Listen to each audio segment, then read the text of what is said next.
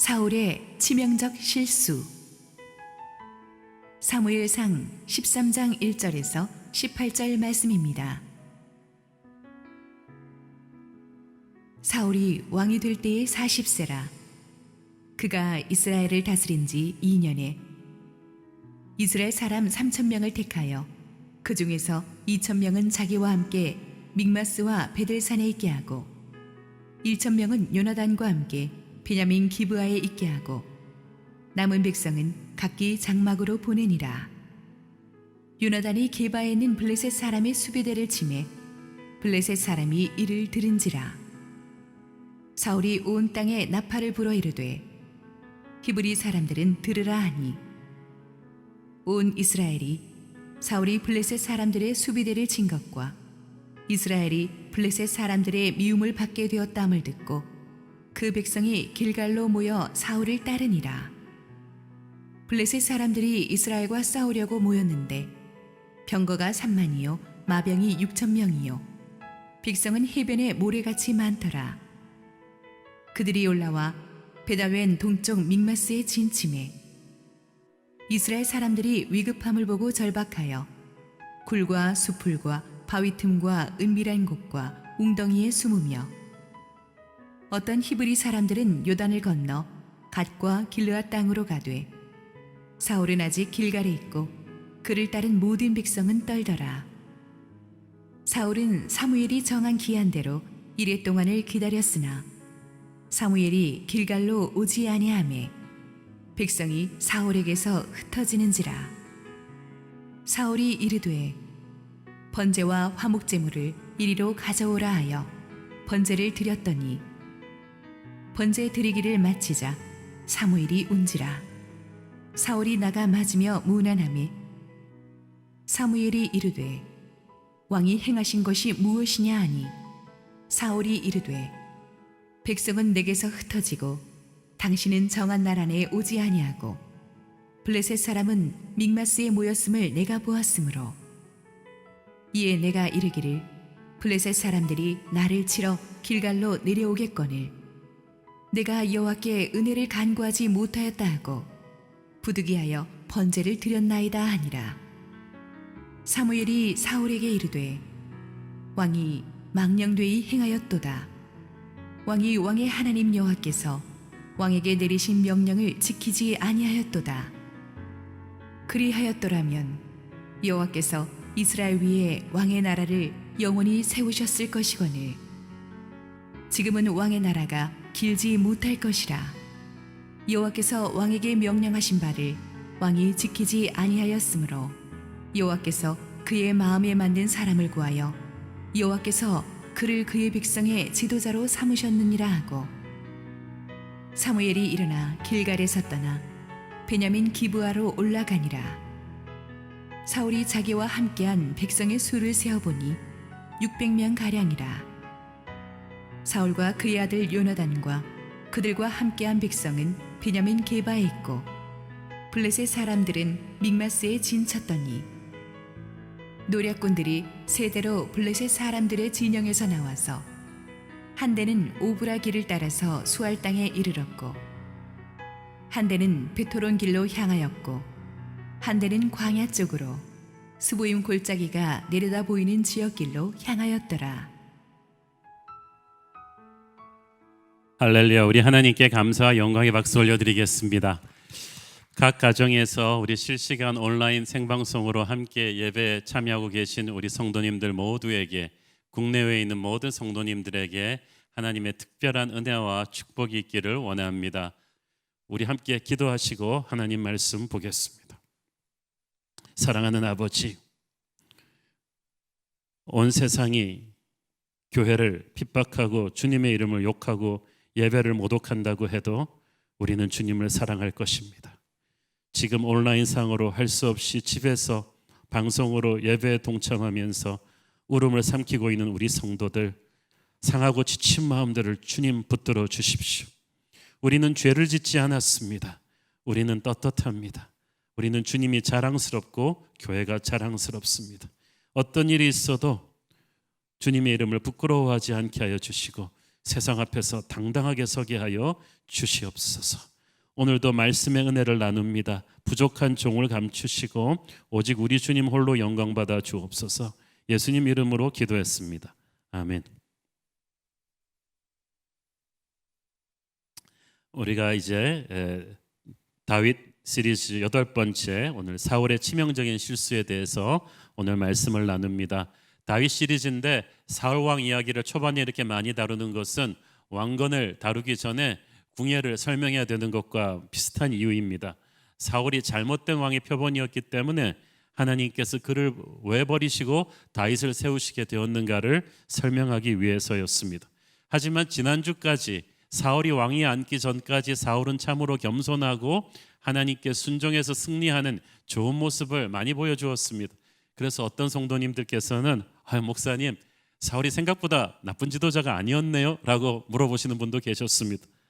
사울도 왕위에 앉기 전까지는 진짜 생각보다 겸손하고 괜찮은 사람이었습니다. 그런데 권력이 사람을 타락시킨다는 말이 바로 사울을 두고 한 말이라는 것을 우리는 오늘의 본문에서 알 수 있습니다. 지난주에 우리는 하나님의 사람 사무엘의 은퇴 설교를 함께 들었습니다.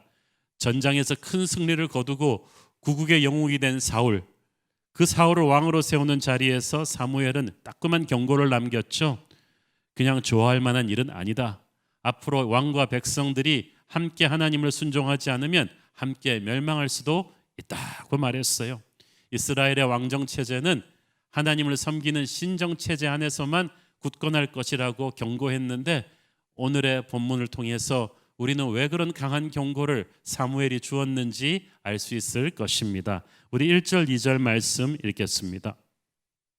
사울이 왕이 될 때에 40세라 그가 이스라엘을 다스린 지 2년에 이스라엘 사람 3,000명을 택하여 그 중에서 2,000명은 자기와 함께 믹마스와 베델산에 있게 하고 1,000명은 요나단과 함께 베냐민 기브아에 있게 하고 남은 백성은 각기 장막으로 보내니라. 1절에 히브리어 원본 사본의 보존 상태가 좋지 않아서 성경 번역마다 이렇게 내용이 다른데 가장 정확한 번역은 사울이 30세 왕이 돼서 40세가 아니고 30세 왕이 되어서 이스라엘을 42년간 다스렸다고 번역하는 것이 압도적입니다. 그리고 그가 왕이 된 지 겨우 1년 지나서 2년째 되던 해에 오늘의 사건이 일어납니다. 지난주에 우리는 사울이 왕위에 오른 직후 암몬 침략군과의 전쟁에서 그 침략군을 물리침으로써 졸지의 구국의 영웅이 되어 민심을 한 손에 휘어잡는 것을 살펴보았습니다. 하나님이 주신 은혜였죠. 그렇지만 사울이 그때 물리쳤던 암몬보다 더 무서운 이스라엘의 그 숙적이 하나 있었으니 바로 블레셋이었습니다. 그 당시 이스라엘은 사방이 무서운 외세의 세력으로 둘러싸여 있었어요. 한번 지도를 보시면서 그 당시 이스라엘의 상황을 함께 살펴보시면은 이스라엘은 이렇게 쭉 보시면은 동쪽으로는 암몬 족속, 지난 1년 전에 쳐들어왔던 암몬 족속이 아주 무섭게 이를 갈고 있었고, 또 이쪽 북동쪽으로 보면 아람이 있었고, 또 이 남쪽으로 가보면 항상 이스라엘을 광야 시절부터 괴롭혔던 아멜렉이 있고, 또 모압이 있고 에돔이 있었는데 그 모든 세력 중에서 가장 무서운 게 이 서남쪽의 해안 도시를 타고 있는 블레셋이었어요. 이 블레셋은 그 해안가 도시를 차지한 철제 문명을 가진 도시였는데 미케네 문명의 영향을 받은 한때 강대국 이집트까지 침공한 적이 있는 강력한 군사 연합 국가였습니다. 게다가 동원할 수 있는 그 병력도 많아가지고 이스라엘에게 블레셋은 항상 공포의 대상이었어요. 존재만으로도 무서웠어요. 그래서 사사시대 400년 내내 이스라엘은 블레셋의 여러 간섭과 침략을 받았습니다. 이 사실을 누구보다 잘 알고 있던 사울은 자신의 가장 큰 임무가 이 블레셋의 압제에서 이스라엘을 구하는 것이다 라고 생각하고 이때까지 아무도 생각하지 못한 블레셋 선제 공격을 감행한 것입니다. 2절에서 사울이 이스라엘 사람 3천을 택했단 말은 자신을 위하여 택한, 즉 자신의 친위대 근위대와 같은 일단 3,000명을 먼저 몰고 가서 전쟁을 일으켰다는 뜻인데 그 중에서 아들 요나단이 이끄는 1,000명을 보내서 특수임무를 실행하게 합니다. 그 특수임무가 블레셋 국경 초소를 먼저 공격하는 것이었어요. 사실 이때까지 블레셋의 침략에서 간신히 살아남기에 급급했던 이스라엘이 블레셋을 먼저 공격한다는 것은 이 토끼가 호랑이를 먼저 공격하는 것과 같은 생각지도 못한 일이었어요. 아마 사울은 1년 전 암몬전 전쟁의 승리로 인해서 자신감이 좀 있었던 것 같아요. 그렇지만 그것이 무모한 자신감이었다는 것을 우리는 곧 알게 되죠. 처음에는 뭐가 좀 순조롭게 풀리는 것 같았어요. 3절 읽습니다. 요나단이 게바에 있는 블레셋 사람의 수비대를 치매 블레셋 사람이 이를 들은지라 사울이 온 땅에 나팔을 불어 이르되 히브리 사람들은 들으라 하니, 이 게바는 이스라엘 전역을 감시할 수 있는 군사 요충지였죠. 그래서 거기를 먼저 때렸어요. 그랬더니 지키던 블레셋 군대가 확 도망을 갔어요. 그러니까 사울이 쾌절을 부르면서 그러면 그렇지 기회가 왔다 그래가지고 온 땅에 나팔을 불었어. 이 말은 모든 이스라엘 백성들에게 위기 상황이 왔으니까 다 모여서 싸우자는 이 사울의 호소였습니다. 사울은 이제 이 기회를 타서 이스라엘 전체의 그 자원자 군사들을 모집하려고 한 거예요. 이 사울의 이 동료를 듣고 블레셋과 싸우기 위해 순식간에 길갈로 이스라엘 백성들이 구름대처럼 모여들었는데, 여기서 따랐다는 히브리어 원어의 의미는 함성을 지르며 소리 지르며 다 몰려들었다는 말이에요. 보니까 그동안 지긋지긋하게 블레셋에게 당해오던 원한이 깊었던 것 같아요. 그래서 1년 전 그 암몬전 전쟁의 신화적인 영웅인 사울이 이제 블레셋을 먼저 쳤다고 하니까 전부 다 사기가 양양해가지고 으쌰으쌰 하면서 왁 몰려왔어요. 그런데 딱 거기까지였어요. 잠시 물러갔던 블레셋이 전열을 재정비해서 후방에 본대까지 총동원해서 다시 믹마스로 몰려왔습니다. 전투가 벌어졌던 이 게바와 믹마스 지역을 조금 지도로 보여드리겠습니다. 이게 블레셋에서 이제 이스라엘로 들어오는 접경 지역에 게바에 있던 블레셋의 초소를 요나단이 먼저 공격했고, 허를 찔린 블레셋이 다시 물러갔다가 병력을 다시 몰아서 이 믹마스로 와서 이제 본격적인 대군끼리의 충돌을 이제 준비한 거죠. 근데 사울을 따라서 한껏 사기가 고무되어서 이제 블레셋 다 죽었어 그러면서 몰려 나온 이스라엘 군대 앞에 딱 나타난 그 블레셋의 대군을 보고 전부 다 기가 질렸어. 일단 그 병거 말이 끄는 마차들이 수십 수백 대가 그냥 쫙, 여기가 병거가 3만에 마병이 6천이라고 했는데 이게 좀 번역이 잘못되었다고 학자들은 봅니다. 병거가 3만이 아니라 3천, 마병이 6천, 그 뒤에 몰려오는 보병들이 엄청나게 많았어요. 하지만 이 엄청난 정예화된 무기로 무장한 이 대군을 보고 이스라엘 사람들이 기가 질린 것 같아요. 아마 블레셋이 전투 부대를 총동원한 것 같죠. 그러니까 이스라엘은 칼도 맞대 보기 전에 압도되었어요. 6절 7절 봅니다. 이스라엘 사람들이 위급함을 보고 절박하여 굴과 숲풀과 바위 틈과 은밀한 곳과 웅덩이에 숨으며 어떤 히브리 사람들은 요단을 건너 갓과 길르앗 땅으로 가되 사울은 아직 길갈에 있고 그를 따른 모든 백성은 떨더라.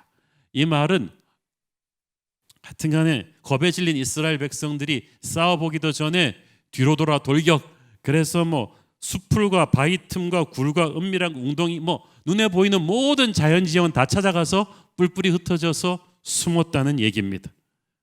야, 1년 전에 암몬 전투 때와는 180도 달라진 모습이죠. 하나님의 백성들이 싸우기도 전에 이렇게 도망쳐버리면 어찌 하나님의 놀라운 능력을 경험하겠습니까? 어떤 이스라엘 군사들은 아예 요단강을 건너 멀리 도망가 버렸습니다. 전쟁을 시작하기도 전에 이미 이스라엘군은 싸울 우지를 상실하고 와해된 것과 진배가 없었습니다. 그나마 사울 곁에 남아있던 그 몇백 명 군사들도 겁에 질려 떨고 있었어요. 이런 상태로 전쟁을 할 수가 없었죠. 소망은 이제 하나님께 매달리는 길밖에 없었습니다. 그래서 사울이 길갈에 간 거예요. 이곳에서 선지자 사무엘을 만나 하나님께 제사를 드리기로 했거든요. 30여 년 전에 사울은 이곳에서 사무엘이 미스바에서 블레셋을 물리쳤던 사실을 기억했습니다. 그 승리의 원인이 뜨거운 기도였다는 것을 알고 사울이 출병하기도 전에 미리 사무엘에게 와서 예배드릴 것을 요청했는데 이게 이제 더 급해진 거죠.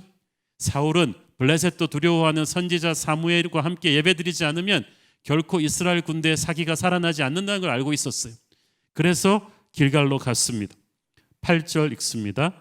사울은 사무엘이 정한 기한대로 이레 동안을 기다렸으나 사무엘이 길갈로 오지 아니하매 백성이 사울에게서 흩어지는지라. 이레 동안 7일 동안 사무엘을 기다리면서 사울이 얼마나 속이 탔겠어요. 숙적 블레셋에게 먼저 파이팅이 넘치게 성공을 가하고 이로 인해 이스라엘 백성들을 전부 다 끌어모아서 전장으로 끌어낸 것까지는 좋았는데 막상 나타난 블레셋의 대군 앞에 이스라엘 병사들은 겁에 질려 싸워보지도 않고 다 도망가 버렸어요. 이거는 뭐 이제 왕으로서 사울의 체면이 말이 아닙니다. 이제 사무엘 선지자가 와서 예배를 드림으로써 다시 그 사기를 진작시켜 주지 않으면 모든 것이 수포로 돌아갈 수도 있었어요. 그런데 약속한 7일째 아침 해가 밝았는데도 사무엘이 도착하지 않았어요. 7일째 사무엘이 안 오니까 백성들이 웅성웅성 하나 둘씩 타령하기 시작했어요. 사울은 마음이 다급해졌습니다. 9절 읽습니다. 사울이 이르되 번제와 화목 제물을 이리로 가져오라 하여 번제를 드렸더니, 제가 번역한다면 드려버렸더니라고 표현할 것 같아요. 약속한 7일째 해가 완전히 기울지도 않았지만 조급해진 사울은 사무엘이 안 오는가 보다 하고 지레 단정해버렸어요. 그래서 야, 번제와 화목제물 가져와, 내가 제사를 직접 집전하겠어. 백성들이 눈이 휘둥그레졌어. 이스라엘은 아주 밑에 백성들도 제사는 하나님이 세우신 제사장만 집전할 수 있다는 걸 다 알고 있는데 사울이 자기가 제사를 집전하겠다고 하니까 다들 눈이 휘둥그레진 거예요. 사울은 자기는 예외가 될 수 있다고 생각했어요. 권력자들의 착각은 자기는 예외라고 생각하는 것입니다. 사울은 백성들이 엉거주춤하고 있는 사이에 후닥닥 제사를 해치워 버렸습니다. 그리고 일이 벌어집니다. 10절 읽습니다. 번제 드리기를 마치자 사무엘이 온지라. 사울이 나가 맞으며 문안하매. 그 어순대로 정확하게 번역하자면 번제 드리기를 마치자마자 사무엘이 왔다 그랬어요. 그 말은 무슨 말이에요? 사무엘이 약속을 어긴 게 아니라 사울이 성급했다는 거예요. 아직 7일째 해가 저물지 않았어요. 그러므로 사울이 사무엘의 약속을 믿고 조금만 기다렸더라면 되었던 거예요. 사무엘이 이레를 가득 채워서 도착한 것은 사울의 순종 여부를 시험한 것입니다. 만약 사울이 이 시험에 합격했더라면 그의 왕위는 견고히 섰을 것입니다. 사울이 드리는 번제는 하나님께 온전히 자신을 헌신하는 충성의 제사였습니다. 그런데 엿새 동안 잘 참았던 사울이 마지막 하루를 참지 못해서 이를 그르쳤습니다. 왜 그랬겠어요? 사울은 눈앞에서 자꾸 도망가는 부하 병사들을 보면서 당황했습니다. 어떻게든 저들을 붙잡아야 한다고 생각했어요. 하나님의 뜻인지 아닌지는 상관없이 저들을 붙잡기 위해서는 뭐든 해야 된다고 생각했어요.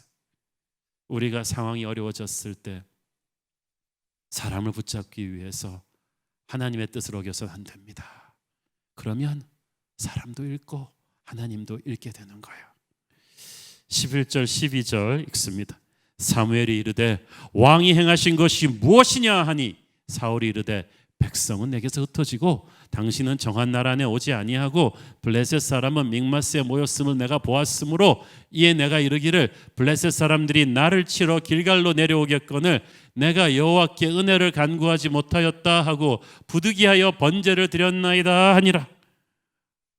사무엘은 사울이 대형사고 쳤음을 직감하고 왕이 행하신 것이 무엇이냐? What have you done? 너 도대체 무슨 일을 저질렀는지 알고 있느냐? 당황한 사울은 그 자리에 엎드려서 회개했어야 됐는데, 그러면 오히려 하나님이 문제를 풀어주실 수도 있었는데 손사래를 치면서 이것저것 핑계를 댑니다. 저도 어쩔 수 없었어요. 백성들이 내게서 흩어졌어요. 당신이 약속 시간 내에 오지 않았어요. 블레셋 군대가 믹마스에 집결해서 언제 우리를 공격해 올지 몰라요. 이런 상황인데 내가 예배를 안 드릴 수 있었겠어요? 지금 사울은 전형적인 비겁한 지도자의 모습을 그대로 보여주고 있어요. 모든 남 탓이라는 거예요.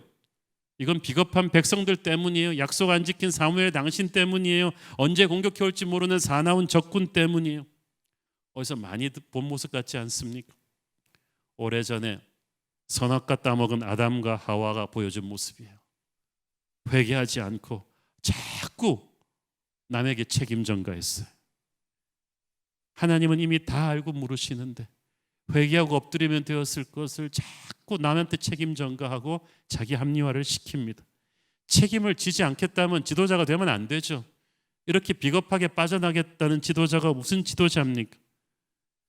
그 결과 사울에겐 돌이킬 수 없는 파국이 선포되고 맙니다. 13절 읽습니다. 사무엘이 사울에게 이르되 왕이 망령되이 행하였도다. 왕의 하나님 여호와께서 왕에게 내리신 명령을 지키지 아니하였도다. 그리하였더라면 여호와께서 이스라엘 위에 왕의 나라를 영원히 세우셨을 것이거늘. 왕이 망령되이 행하였도다 말은 영어 성경 번역으로 하면 You acted foolishly. 네가 바보짓을 했구나. 어리석게 행동했구나. 죄악된 행동이었구나. 사울 처음 왕이 오르던 때 그 자신을 낮추는 겸손이 사라져 버렸습니다. 하나님의 말씀대로 순종하는 그 겸손이, 하나님의 때를 기다리는 이 인내심이 사라져 버렸어요. 사무엘은 그게 안타까웠어요.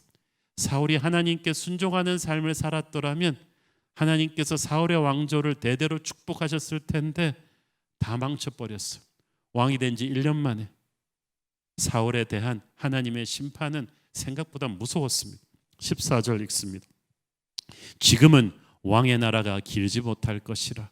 여호와께서 왕에게 명령하신 바를 왕이 지키지 아니하였으므로 여호와께서 그의 마음에 맞는 사람을 구하여 여호와께서 그를 그의 백성의 지도자로 삼으셨느니라 하고 너의 나라가 길지 못할 것이다. 사울의 왕위가 그래도 비틀비틀 한 30-40년을 갑니다. 그러나 그걸로 끝이었어요. 사울과 그의 아들들은 종국에는 전장에서 다 비참하게 죽고 그때부터 촛대가 다윗에게로 가죠. 사울이 아닌 다윗 왕조가 시작됩니다. 여호와께서 그의 마음에 맞는 사람을 이미 구해서 그 백성의 지도자로 세우셨다. 현실로 일어나기 전에 이미 하나님의 마음속에 왕자의 주인이 바뀌었다는 거예요. 다윗을 가리킨 예언입니다. 그런데 이때 아직 다윗이 태어나지도 않았던 때거든요. 사울보다 40년이나 어린 다윗은 사울이 왕이 되고 나서 10년 후에나 세상에 태어나게 됩니다. 그런데 하나님께서 이미 다윗이 태어나기도 전에 다윗을 택하셨습니다. 저와 여러분이 택하기도 전에, 태어나기도 전에 하나님이 우리를 택하셨음을 믿으십니까? 우리를 택하시고 우리를 구원하실 것이며 우리에게 사명을 준비하셨을 것입니다. 다윗을 가리켜서 하나님이 하나님의 마음에 합한 사람, A man after God's heart라고 했습니다. 그 말은 다윗은 자기 중심의 사람이 아닌 하나님 중심의 사람, 그런 마음을 가졌던 사람이라는 뜻이에요. 이 말은 거꾸로 사울은 하나님 중심이 아닌 자기 중심의 왕이었다는 얘기죠. 그래서 하나님께서 그를 더 이상 왕위에 앉혀놓을 수 없었다는 얘기예요. 자, 여러분, 사울의 잘못의 본질이 뭐겠습니까? 혹자는 사울이 저지른 죄가 그렇게 심한 벌을 받을 만큼 큰 죄냐라고 물을 수 있습니다. 제사장만이 드리는 제사를 왕이 다급하게 드린 거 분명히 하나님의 계명을 어긴 죄지만 단순한 이 사울의 잘못이 그것만 있는 것이 아니에요. 그것은 그 빙산의 일각이고 진짜 사울의 뿌리의 문제는 변해버린 그의 마음가짐이었어요. 사실 이번에 강대국 블레셋을 선제 공격한 것은 하나님의 명령이 아닙니다. 사울 자신의 독단적인 의지로 전쟁을 강행한 거예요. 1년 전에 사울이 왕이 되자마자 벌어졌던 암몬 침략군과의 전쟁은 그때는 성령이 주도하신 전쟁이죠. 그 소식을 듣고 하나님의 영이 사울을 감동시켜서 사울이 백성들을 이끌었을 때 신화적인 승리를 거두었잖아요. 그러나 지금은 아니에요. 사울은 오직 자신의 야심과 의지로 이 전쟁을 결정한 거예요. 그는 하나님의 뜻을 기도하며 분별하면서 이 전쟁을 결정한 게 아니에요.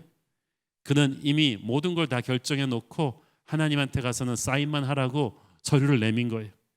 그래서 단순한 그런 요식 행위로서만 그는 예배를 드리려고 했습니다.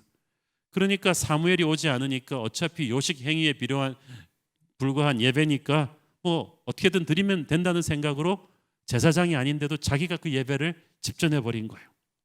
그는 하나님을 향해 진정으로 예배하면서 하나님의 뜻에 자기를 맞추려는 생각보다는 빨리 제사를 해치워 버리고 위기를 모면하라는 그 생각밖에 없었어요.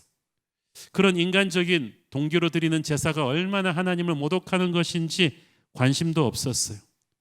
사울은 자기는 제사장이 아니지만 예외적인 존재라고 생각했습니다. 하나님의 말씀에 나는 예외라고 생각하는 것이 가장 무서운 지도자의 교만입니다. 지난주에 사무엘의 은퇴 설교에서 뭐라고 했어요? 왕과 백성이 다 함께 하나님께 순종해야지 그렇지 않으면 망할 것이라고 했잖아요. 그 경고를 사울 왕이 분명히 제일 앞줄에서 들었는데 어떻게 1년 만에 변할 수 있습니까? 이전에 사울은 겸손했어요. 어떻게 저같이 부족한 사람이 왕이 됩니까? 그러나 지금의 사울은 그렇게 겸손한 사람이 아니었어요. 왜 이렇게 됐을까? 1년 만에. 아마 암몬 전쟁과의 승리 후에 그에게 환호하는 백성들의 전폭적인 지지가 그의 마음을 바꾸기 시작했을 거예요. 그 환호를 힘입어서 사울은 왕궁을 세웠어요. 자기에게 몰려드는 지지자들을 중심으로 자기 사람을 측근으로 그 행정 조직을 갖추었을 거예요. 하루하루 정신없이 회의하고 바쁘게 일했겠죠. 그러나 그렇게 예배보다는 회의를 하면서 바쁘게 보낸 1년 동안에 사울은 하나님 중심이 아닌 자기 중심의 리더로 변해갔던 것입니다. 그는 더 이상 하나님의 뜻을 받드는 왕이 아니라 자신의 뜻대로 하나님을 이용해 먹으려는 그런 왕이 되어 있었어요. 그러니까 하나님께 드리는 예배를 그렇게 쉽게 생각하는 거예요. 예배를 쉽게 생각하고 예배를 모독하는 왕을 하나님은 결코 용납하지 않으십니다. 하나님을 순종하지 않는 사람의 특징은 조급한 거예요. 하나님을 믿지 못해서 조급해요. 우리나라가 빨리빨리 근성 때문에 IT 강국이 되었다고는 하는데요. 이렇게 사무엘이 오는 걸 끝까지 기다리지 못하고 조급하게 예배를 해치워버린 것은 하나님께 대한 믿음이 약했기 때문이에요. 사무엘의 약속은 사무엘 개인의 약속이 아니라 사무엘을 통해서 하나님이 주신 약속입니다. 만약 위급한 상황 속에서도 우리가 그 말씀을 믿었다면 기다렸을 거예요. 사람의 인내는 한계가 있지만 믿음이 있는 사람은 기다릴 수 있어요. 위급하니까 기다리는 것이 믿음이지 위급하지 않은데 기다리는 건 아무나 할 수 있잖아요. 사울에게 믿음이 없었어요. 믿음이 없는 사람이 조급해지는 까닭은 믿음이 대신에 자꾸 부정적인 상상을 계속하기 때문이에요. 사무엘이 끝내 안 오면 어떡하지? 예배를 못 드리고 그럼 전장에 나가서 백성들이 사기가 떨어져서 제대로 못 싸우겠지. 지금도 계속 탈영 중인 병사들이 얼마나 더 탈영하게 될까? 그러면 블레셋에게 우리가 다 전멸당하겠지. 그러면 왕이 나부터 죽이겠지. 여러분, 부정적인 상상은 한번 꼬리를 물기 시작하면 끝이 없어요. 그러니까 사울의 마음이 계속해서 시계가 째깍째깍 그리면서 마음이 조급해졌겠죠.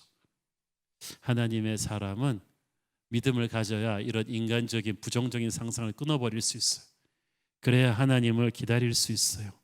기다린다는 것은 하나님을 예배하기 때문에 할 수 있는 거예요. 예배자는 하나님을 기다려요. 자기의 시계 안에 하나님을 자꾸 끌어놓으려고 하지 않아요. 우리가 하나님을 기다릴 때 우리 인생을 주관하시는 것은 하나님이지 내가 아니라고 말씀드리는 거예요. 이런 것은 무기력한 기다림이 아니라 하나님께서 내 인생을 장악하셔서 내가 손대려 할 때보다 더 위대하게 이기실 것을 믿고 맡기는 거예요. 그래서 하나님을 예배하며 기다리는 자가 자기 마음으로 설치는 자보다 훨씬 강합니다. 오늘 나타난 사울의 동선을 쭉 보면 뭐가 없어요? 기도가 없어요. 처음에 전쟁을 시작하기 전부터 기도해서 하나님의 뜻을 물었어야 됐는데 시작하기 전에도 기도하지 않고 결정했죠. 전쟁 시작해 놓고도 매 전투마다 전략을 하나님께 여쭈었어야 됐는데 그것도 여쭙지 않았죠. 제사를 드리기 위해 7일을 기다릴 때 사무엘이 오지 않을 때 내 뜻대로 상황이 풀리지 않을 때도 기도했어야 되는데 그때도 기도하지 않았죠. 처음부터 끝까지 사울에게는 기도가 없어요. 여러분의 능력이 얼마나 많은가는 중요하지 않아요. 처음부터 끝까지 여러분 인생에는 기도가 있기를 축원합니다. 하나님 사람이 실패할 때 보면은요 꼭 앞뒤로 기도가 없어요. 그러니까 자신의 욕심과 조급한 행동이 있을 뿐이죠. 기도하지 않고 움직이면 아무리 능력이 많아도 백전백패합니다. 사울은 이스라엘 12지파 중에서 가장 연약한 베냐민 지파 출신의 왕이었어요. 자신의 연약함을 알았더라면 그는 왕이 되었어도 변함없이 하나님 앞에 기도했어야만 했습니다. 그래야 약할 때 강함이 되십니다, 주님께서. 그런데 그는 인간적인 방법으로 일을 많이 하고 사람을 모으고 회의를 많이 했지 기도를 하지 않았어요. 1년 동안 기도 안 했을 거예요. 그러니까 이 비상시국에 기도 안 한 거죠. 기도가 없었던 사울에게는 영적인 분별력이 사라져 버렸어요. 영적인 분별력이 사라지게 되면 나도 잘 모르고 하나님도 잘 모르고 적군도 잘 모르게 돼요. 첫째, 지금 사울은 주제 파악이 전혀 안 돼 있어요. 자기와 이스라엘군을 과대평가하고 있어요. 그는 1년 전 암몬 전쟁의 승리의 신화 속에 갇혀 살고 있어요. 블레셋도 암몬처럼 쉽게 생각한 거예요. 그때도 이겼으니까 이번에도 이길 수 있다고 생각한 거예요. 오랜 세월 블레셋의 압제에 시달리던 국민적인 원한도 컸겠죠.